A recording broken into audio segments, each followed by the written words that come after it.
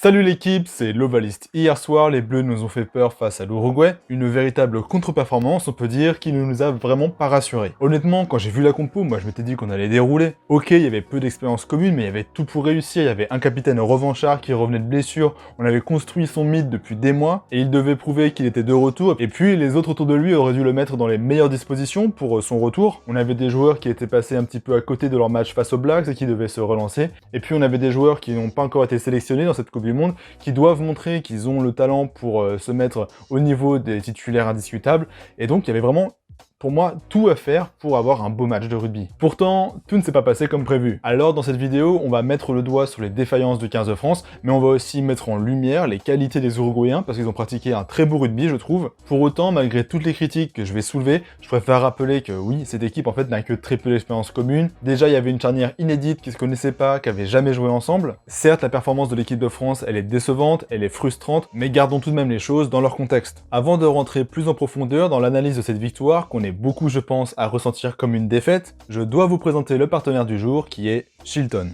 Shilton, c'est une marque de vêtements profondément ancrée dans l'univers du rugby. Cette année, année de Coupe du Monde, elle fête ses 30 ans, et pour l'occasion, elle a lancé une collection spéciale nommée Rugby Nations. Et avec ça, vous avez une offre pour un polo acheté, un ballon offert. Avec mon code promo, vous avez 10% de réduction sur tout leur site, alors n'hésitez pas à y faire un tour si vous avez besoin de garnir votre garde-robe aux couleurs du 15 de France. Bon, on va directement rentrer dans le vif du sujet en abordant un thème qui est récurrent ces dernières semaines, la défense et la circulation des joueurs. Les Uruguayens nous ont littéralement baladés par moments dans ce secteur et j'ai trouvé ça assez inquiétant. Déjà, encore une fois, on se prend un essai dans les premières minutes, alors tout part de là. Astoy manque un plaquage et il prend du temps à venir alimenter la ligne. Et là, j'ai l'impression de revoir trait pour trait une action qu'on a vue face aux All Blacks vendredi dernier. Avec le 10 qui vient de plaquer, qui doit faire tout un tour pour se replacer et qui laisse donc un énorme trou dans la défense. C'est vraiment la même action. Du coup, tout le monde se précipite pour fermer le trou, les Uruguayens inversent, et tout ce petit monde se retrouve agglutiné dans le fermé, quand le jeu rebondit, lui, sur l'extérieur. On a encore une bonne prise de balle uruguayenne, la défense n'a pas suffisamment circulé, avec 6 défenseurs face à une attaque inexistante, quand les Uruguayens, eux, ils sont bien menaçants, mais de l'autre côté, c'est là-bas qu'il faut aller, les gars. Jaminet, lui, il est un petit peu pris en porte-à-faux, parce qu'il doit couvrir le fond de terrain, mais en même temps, il voit qu'il y a un énorme surnombre. Donc il se dit, si jamais ça arrive jusqu'à la main là-bas, dans le couloir, on est baisé, donc je vais quand même venir monter un petit peu, au cas où le ballon circule, pour venir fermer. Et donc, face à la montée de la défense, Etcheverry, l'ouvreur uruguayen, opte pour le bon choix en trouvant la diagonale pour son ailier. Jaminet est battu, Villiers est trop court, et c'est marqué. Également, pour le second essai qu'on encaisse, c'est rageant parce qu'on se fait prendre sur une combi un petit peu de débutant. Si on remonte en arrière, l'action, elle vient suite à un jeu au pied. On est monté pour bloquer la relance, et là, tous les Français viennent se consommer soit autour du ruck sans raison, soit ils partent alimenter le mauvais côté de terrain. On voit Moefana, il part comme ça comme un beau diable, il regarde pas où ce qui se passe, et du coup, il voit pas que l'attaque, elle est pas de ce côté-là. Et regardez un petit peu l'attaque uruguayenne, comment elle est placée, ça se voit qu'ils vont jouer ici. Les Bleus, eux, ils ouvrent un espace entre Macalou et Biel, la connexion entre les deux, elle est absente, et ils sont trop loin, là, ça se voit qu'ils communiquent pas entre eux. Il aurait fallu soit un ou deux joueurs en plus pour équilibrer, soit, si on est en sous-nombre comme ça, il faut se resserrer, il faut accepter de perdre du terrain, se resserrer, pour ensuite venir se déployer et accompagner l'attaque vers la touche. Les Uruguayens, ils vont parfaitement jouer le jeu. Et ils vont attaquer donc cette zone, mais de manière très subtile, j'ai vraiment aimé ça. Oui, je me rends compte que ce que je viens de dire, ça peut être porté à interprétation. D'abord, on a un avant lancé qui vient focaliser l'attention, donc Biel-Biarré et Macalou se resserrent, mais en fait, Etcheverry, l'ouvreur, ce qu'il fait, c'est qu'il feinte la passe, et il repique avec un appui intérieur pour aspirer Jelon. Il fait mine de revenir à l'intérieur, du coup Jelon, il se fixe, et là, la porte, elle est pas entre Biel-Biarré et Macalou, elle est entre Jelon et Macalou. Et avec une passe sublime, il sert son 15, qui était venu avec une course aussi qui est parfaite, vraiment, elle est masquée, on pense qu'il va venir sur le large, finalement il vient au près avec son ouvreur, donc là il y a une chevauchée, ensuite il y a une bonne filouterie d'Arata qui vient gêner la défense, ce qui n'empêche pas non plus Moefana de venir mettre une énorme cartouche.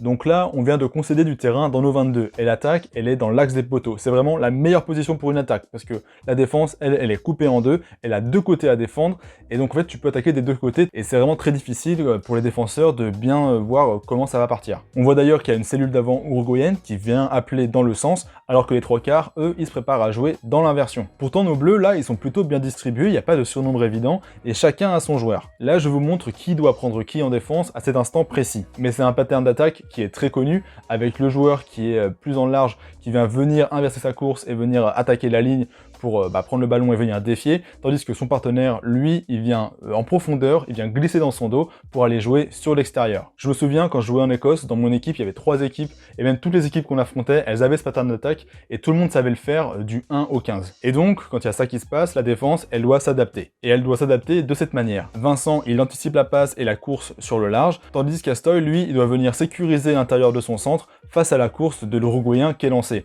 Et c'est Movaca qui doit venir défendre sur le 10. Normalement, là, comme ça, on est bon. Mais le problème, en fait, c'est que regardez Astoy, il regarde pas son joueur. Il reste focus sur le 10, alors que normalement, c'est le joueur de Movaca. Et donc le problème, c'est que il vient pas sécuriser l'intérieur de Vincent. Vincent, lui, il monte, mais en même temps, il regarde dans son rétro pour voir que si Astoy, il monte bien, parce que sinon, ça sert à rien de monter. Donc forcément, il monte pas à 100%, il est pas très assuré dans sa montée.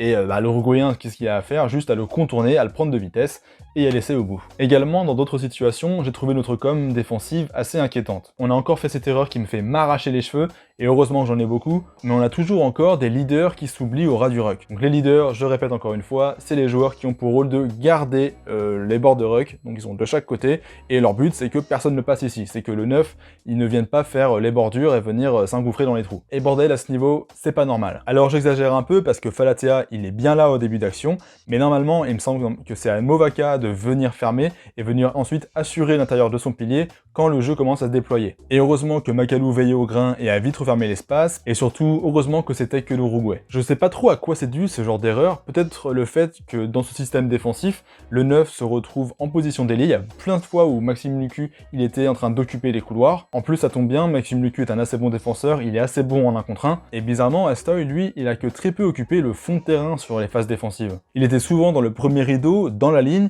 et donc c'était un ailier qui venait assurer la couverture avec Jaminet, ce qui a donc par conséquent, décaler le cul sur son aile, c'est pour ça qu'il est là-bas. Et là où je veux en venir, c'est que souvent, normalement, c'est au 9 de venir guider l'orientation de la défense. C'est lui qui doit être derrière les rucks ou dans le second rideau, et c'est lui, du coup, qui donne les indications à sa défense pour dire, l'attaque va aller là-bas, donc on reste ici, ou alors, ça inverse, attention, faut qu'on se décale.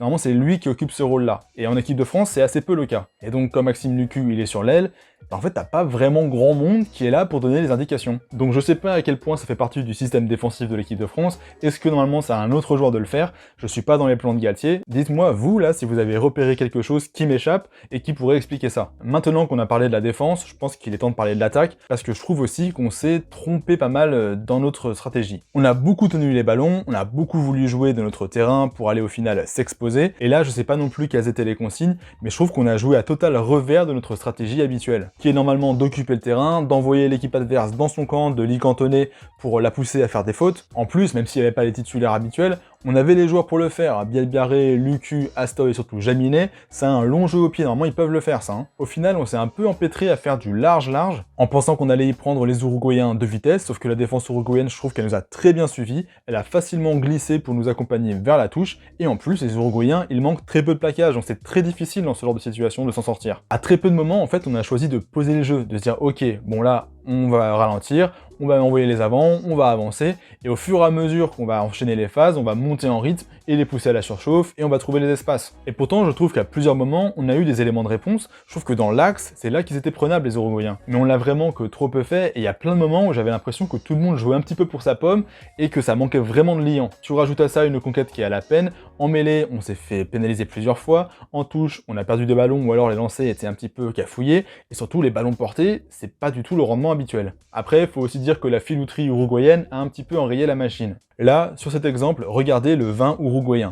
Au début du maul, il est en règle, il s'accroche à Chaluro et il ne lâche pas, donc il a tout à fait le droit de se retrouver là. Tant qu'il reste lié à Chaluro, il n'a pas besoin de venir se remettre dans l'axe pour jouer le maul. Et en faisant ça, on voit qu'il pivote, qu'il tourne avec Chaluro et il va venir obstruer la sortie du ballon pour Lucu. Et donc ça pousse Movaca à venir s'enfoncer un peu plus dans le maul, alors que normalement le talonneur doit rester plus loin pour que le ballon soit libre pour son œuf si jamais il y a besoin de le sortir. Et ensuite, c'est là qu'il y a la filouterie, il vient rompre discrètement en partie sa liaison avec Chaluro, il est toujours lié à Chaluro, mais en même temps, il profite que l'arbitre regarde un peu ailleurs, et hop, il va saisir le 9 français, Maxime Lucu, qui venait de prendre le ballon parce qu'il voulait le sortir justement, et il s'enterre avec lui. Et voilà, c'est filou, mais c'est malin, et les Uruguayens récupèrent une mêlée là où ils auraient pu prendre un essai. L'Austeros, en plus d'être rigoureux dans leur plaquage et dans leur placement dans la ligne défensive, ils ont aussi, je trouve, été très présents dans le jeu au sol, que ce soit pour nous arracher des turnovers et venir nous contester des ballons, ou alors pour se mettre à la faute quasi volontairement, mais en tout cas pour ruiner des actions. Il y a plusieurs fois, ils font des fautes, mais c'est des fautes qui sont intelligentes, parce que ça casse notre dynamique, ils se mettent à la faute, mais ils prennent pas de carton jaune. Ils ont concédé 16 pénalités, mais aucun carton. Franchement, ils ont bien tenté leur coup. Nous aussi, on a été ultra indisciplinés. 15 pénalités, c'est beaucoup trop. 4 la semaine dernière, 15 là, franchement, c'est pas possible. On peut aussi parler de Taofi Fenua, qui pour moi aurait pu clairement prendre rouge sur son plaquage sur Arata. Je vous le dis, moi je le voyais exclu définitivement. Ok, il y a la circonstance atténuante du fait qu'Arata se fasse plaquer et qu'il soit petit.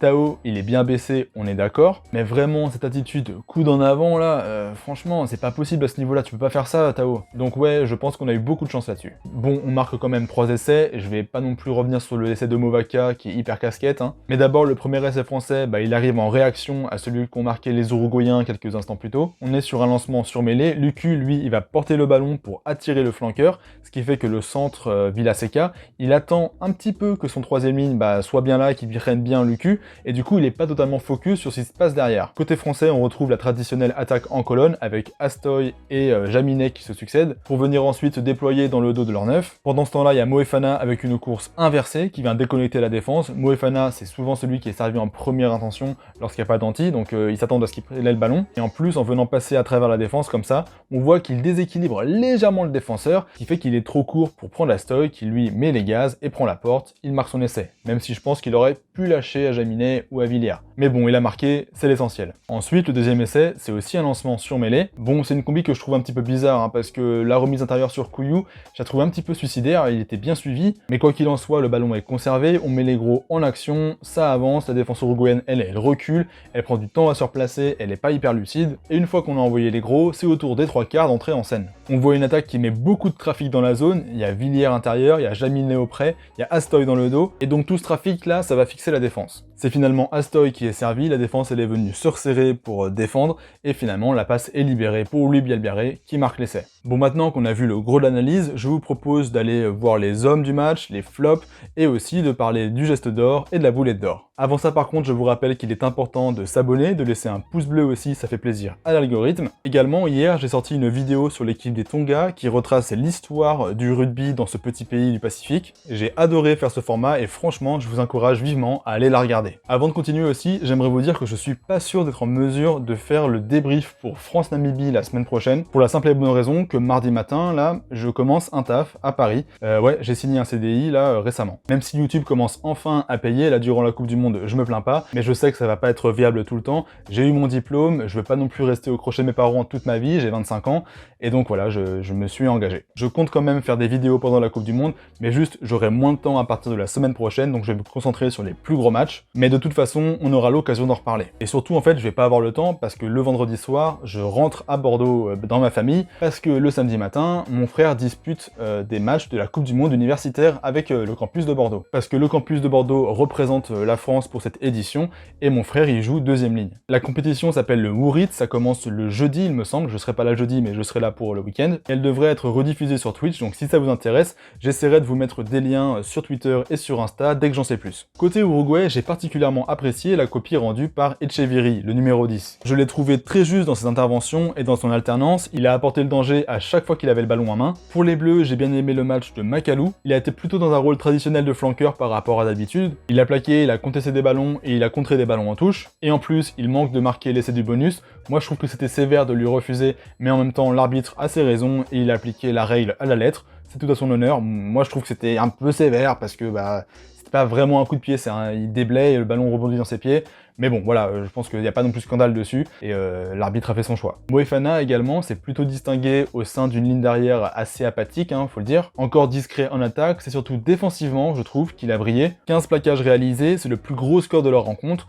Heureusement qu'il était là, parce qu'il y a plein de moments où je pense qu'on aurait pris l'eau. Bon, maintenant, pour les flops, c'est un peu plus compliqué, parce que avec un pack qui avance pas et qui est assez délité, et avec une charnière qui se connaît pas et qui est encore un peu en train de tâtonner, c'est compliqué de sortir un joueur et de l'accabler. Mais perso, j'ai trouvé que le match de Villiers, il apportait pas encore suffisamment de garantie et d'assurance, quoi. C'est lui qui a touché le plus de ballons dans ce match, mais il n'a pas pesé. Il a perdu pas mal de possessions, il s'est fait pénaliser aussi par 2 fois parce qu'il va à outrance dans les rucks et il est à la faute, en fait, il est hors jeu. Je trouve aussi qu'il manque pas mal de justesse vitesse dans ses interventions. Des fois, il veut trop aller au contact, il veut trop défier, ou il veut absolument avoir le ballon alors que c'est pas forcément dans le bon timing. Et à vouloir tout faire tout le temps, à vouloir toucher tous les ballons, bah des fois je trouve qu'il passe un petit peu à côté de l'essentiel du poste d'ailier. J'ai notamment en mémoire cette action où Moefana lui indique bien de rester dans sa zone de soutien pour attendre et surgir au bon moment, parce que sinon il aurait sûrement pris le ballon pour aller s'emplâtrer dans le type en face. Et finalement, on voit que Moefana a eu raison de calmer le jeu, de mettre de l'ordre et de lui dire d'attendre un petit peu avant de surgir, parce qu'en fait, l'action, elle a été très belle. Normalement, France-Uruguay, ça aurait dû être un match pour le rassurer et pour le relancer pour le reste de la compétition, mais là, honnêtement, il peut pas rester là-dessus avant les plus gros matchs. Donc soit on fait tourner, on fait passer Moefana à l'aile à sa place, soit on tente Biel Biarré, ou alors faut vraiment qu'il se réveille pour la Namibie et l'Italie. Je le répète, hein, Villiers, moi, c'est un de mes joueurs préférés. Si vous regardez mes débriefs de 2022,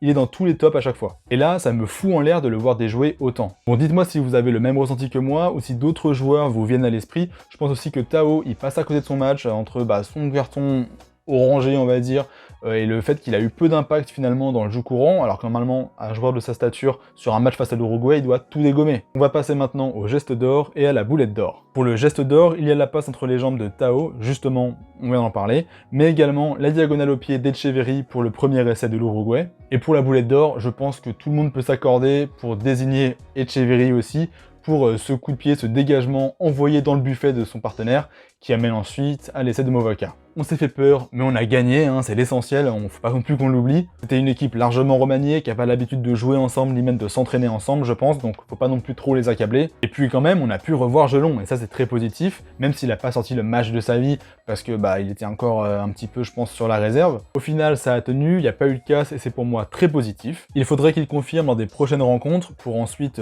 pourquoi pas prétendre à une place de titulaire pour les gros matchs. Mais n'allons pas plus vite que la musique, on sait déjà que son retour il a été fait en vitesse accélérée.